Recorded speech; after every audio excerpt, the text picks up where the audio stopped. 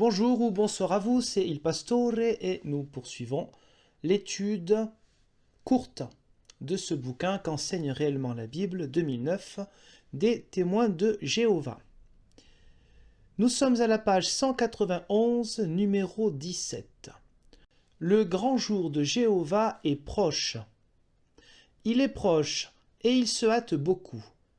Tsephania 1, 14. Alors Tsephania, c'est le prophète Sophonie, mais il faut bien un petit peu le marquer différemment pour faire les malins. Alors, le prophète Sophonie, premier chapitre, verset 14. Quel est le contexte?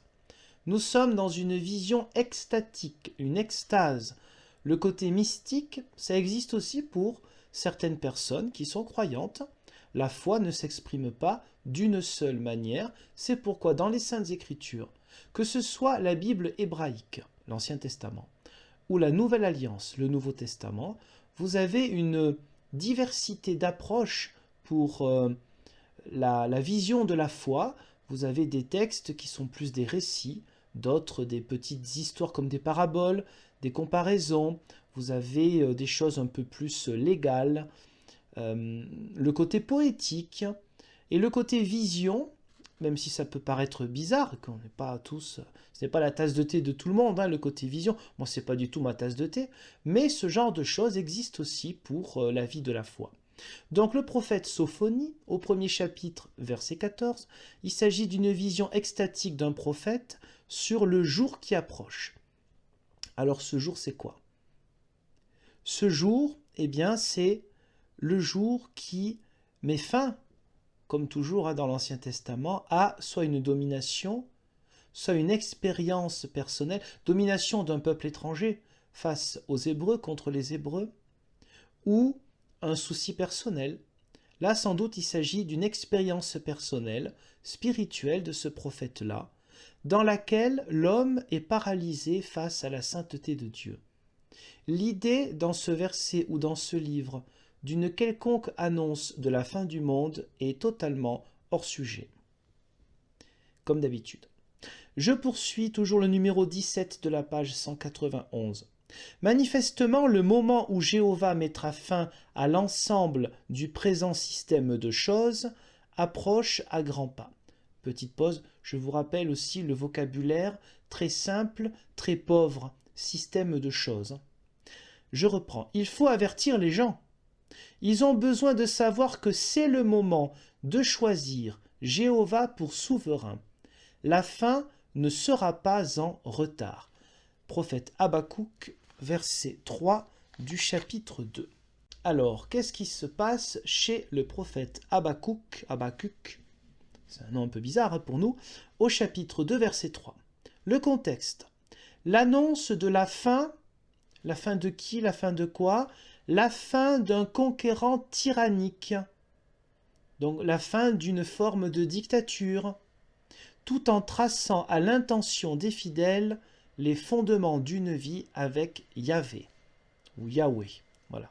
Si on préfère dire le Seigneur pour ne pas chercher à trouver un nom du tétragramme, ce qui serait une forme de respect un peu strict, presque pharisien, de la Torah, mais bon, disons l'Éternel Dieu, pourquoi pas. Donc encore une fois, quelque chose qui n'a rien à voir avec l'idée de la fin du monde. Nous poursuivons à la page 196 et 197.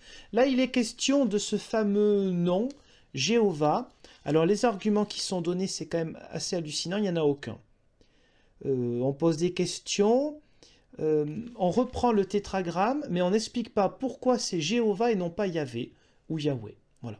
Il est dit qu'on trouve ça dans quelques Bibles, dans les autres, mais on n'explique pas pourquoi il vaut mieux traduire Jéhovah ou Yahweh. Nulle part. Voilà. Manifestement, le nom Jéhovah a sa place dans la Bible. Il nous est très utile de connaître sa signification et de l'employer librement dans notre culte pour nous approcher de notre Père Céleste Jéhovah. Bon. Pour d'autres renseignements, il faut lire une autre publication, évidemment, de chez eux. En fait, pour résumer les deux pages-là, 195 à 197, le résumé c'est, on dit Jéhovah parce que c'est traduit dans notre Bible comme ça. Voilà. C'est pas exagéré, hein, c'est le résumé, c'est la synthèse de ce qui est écrit. On dit c'est une argumentation de haut niveau.